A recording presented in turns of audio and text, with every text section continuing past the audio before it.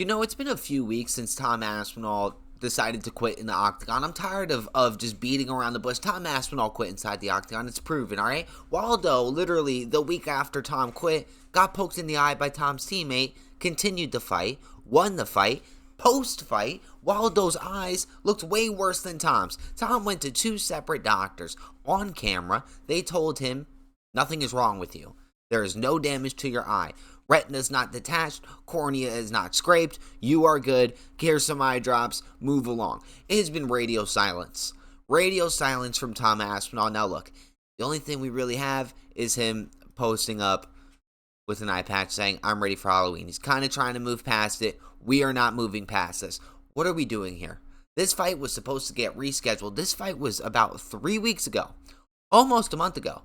When are we going to reschedule this fight? Everybody's saying, oh, hopefully UFC Qatar, maybe UFC, maybe in December, that Marab card. Why is this just not being announced? There was no damage. We know you're okay. You're obviously okay, because if you weren't, the doctors would visually see that and say, hey, man, your cornea is detached. You're losing vision in your eye. He broke your, whatever damage would be done to the eye, two separate doctors would be able to discern that and give you a conclusive answer. The percentage that two doctors are looking at your eye and they know like, hey man, something might be wrong with this guy's eye, and they're both looking at it and evaluating you, and both find nothing wrong with the eye, and there's still something, that chance is like astronomically small, bro. It has to be less than 1%. Has to be less than 1%. Now look, this is terrible. This is terrible for Tom Aspinall. But the good thing for Tom is there's so much drama going on that everybody's low-key moving past this. People are forgetting.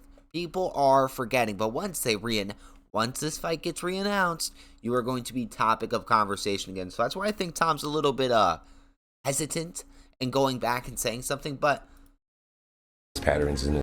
Jon Jones found a way to put himself at the front and center of the news yet again.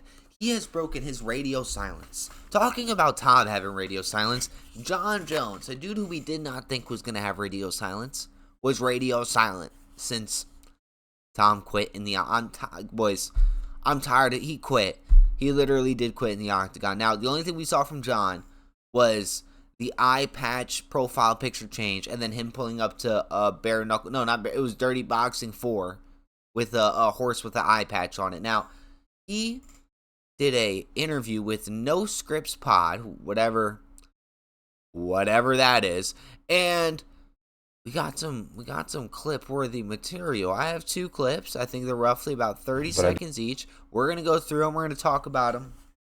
Let's go through this one first. I feel as Tom's a great athlete, but I do feel like he's a one-trick pony. Talk to me about what you saw in his fight with Gane. I mean, because Gane looked like he was controlling the fight. With Cyril Gane? Yeah. I believe that his wrestling and jiu-jitsu is incredibly overrated. He has a beautiful 1-2. I got to learn a lot about his patterns in his last fight. Beautiful 1-2. That's really about it. He couldn't touch Cyril Gane at all. That's the way I felt. I felt like Gane was just getting warmed up. Gane's hands was down. He was shaking his shoulders, bouncing around. He was touching him. That jab, He busted him open. I think Tom was looking for a way out, and he took it. He needs to change his game plan. Did Jon watch any of my content before doing this interview? He is literally mirroring my talking points. Jon Jones is literally mirroring my talking points. I'm telling you, real recognizes real. Great recognizes great. He was getting pieced up in there.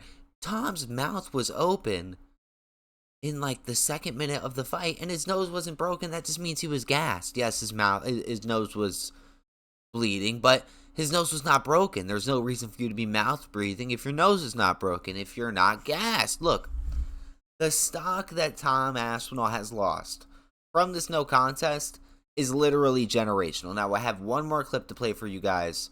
Let's see. I don't even know if it's... I don't think Tom's it's a great athlete, but I do feel like he's a one-trick pony. I believe that his wrestling and jiu-jitsu is... Yeah, it's the same clip. My bad, boys. Hey, I thought I had two different clips for you boys, but when are we going to get this fight rebooked?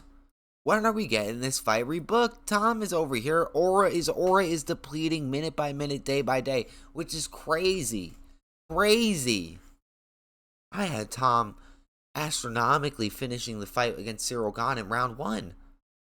as did everybody else. Not that crazy of a take, but I will be putting the house on Cyril. Well, it might be like a Volkov, Derek Lewis situation, you know what I mean? Where Tom's just looking to do that right, overhand right to put Cyril Gane out. But hey, man, now that we've seen that fight play through for 2 minutes, you know how many fights I would have bet differently if I could just see the first 2 minutes of the fight play out? You know what I'm saying? And we've seen that happen, and we have learned from our mistake, and we will be going Cyril Gane. Now, boys, drop in the comments, when will we be seeing the rematch? When? Hopefully, UFC Qatar. Do I think it's UFC Qatar? No, I think we're going to see this fight next year. This fight is now going to be rebooked for, like, the Australia card in February with Volk. I don't know. Let me know what you guys think. I'll see you guys in a little bit. Like, comment, and subscribe. I'm out of here.